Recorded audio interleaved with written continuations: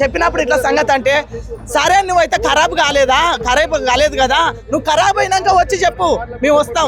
గంజాయిలు నలిచేటివి, గంజాయి పొట్లాలు అన్ని చూసినా. నేను చూసి ఈడవ తీసి నైట్ 2:30కు నేను పట్టుకొని ఈడవ తీసి మీకు పెడితే నా పేరు రెండో రోజే నా పేరు బయటికి వెళ్ళింది. తాగకుండ్రి అని చూసుకుంటా మీరు వెళ్ళిపోతున్నారే, అదే కొడుకులారా, మీ అమ్మ నాయనలు కష్టపడి సంపాదిస్తుంటే మీరు కొడుకులారా, మీరు ఈ ప్రకారంగా చేస్తున్నారు అని బర్రెను ఉతికినట్టు ఉంటే అదే మీరు కరెక్ట్గా ఉండు.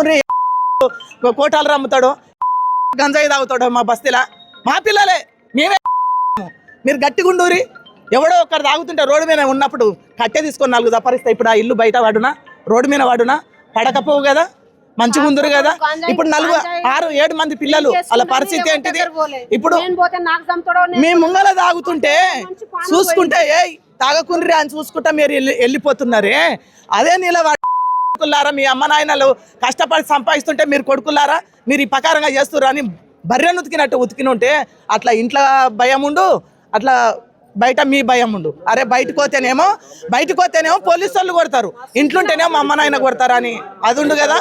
మేము భయపట్టిస్తే మా పిల్లల గురించి గొడవ అయింది.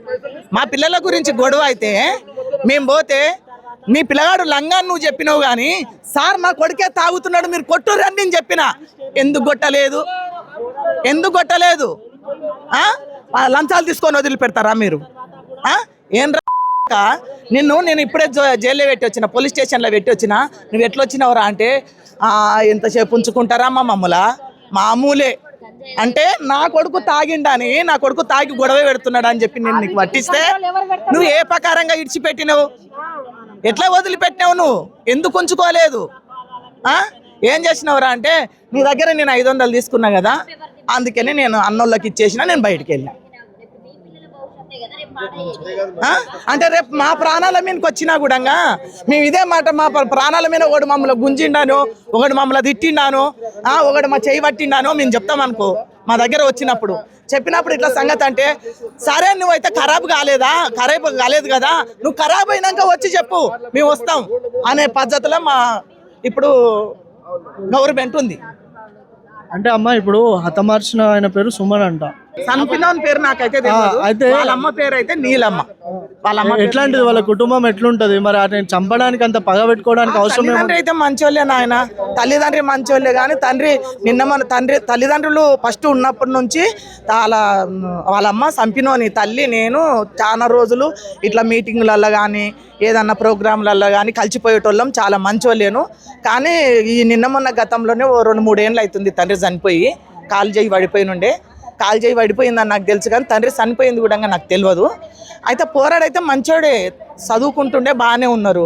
అయితే ఈ పిల్లగాని ఇప్పుడు చంపినోని పిల్లగాని తోడగా జతన ఉన్నాడని తెలుసు నాకు, అంతే ఫ్రెండ్స్ అని తెలుసు. ఆ తర్వాత ఏమైందో ఎట్లయిందో తెలియదు. విన్నావా? నేను 2-3 సార్లు ఈడవ తీసి నా ఫోన్ పోయింది. ఆ ఫోన్ పోయినందుకు నీళ్ళలో పడి పలిగిపోయినందుకు నేను ఈడవ లేదు నా తాన.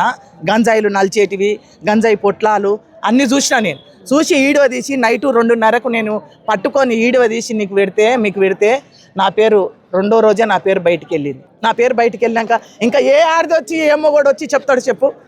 ఆ టైంలో 4 పోరలు కలిసి అందరు భయపడుతున్నారు. నేను కూడా ఎవరైనా మాట్లాడతారా అంటే ఫేసులు బ్లర్ చేసి మాట్లాడతాం, అది ఇదని మాట్లాడుతాం. అంత భయం ఎందుకు వచ్చింది మరి ఇక్కడ?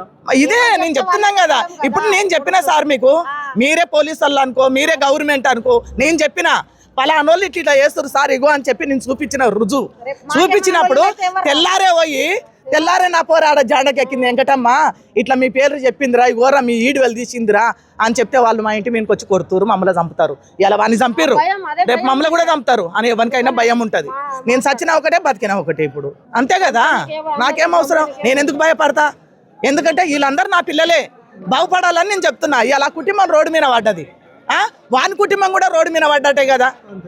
మరి మేము ఈడువేళ్ళు చేసినప్పుడు, మేము ఇవన్నీ ఇచ్చినప్పుడు మీరు ఎందుకు స్పందించాలి కదా? మీరు ఎందుకు సంధించలేదు? మరి సంధించుంటే ఆ ఇల్లు అట్లా ఆ ప్రకారంగా అవుతుండేనా?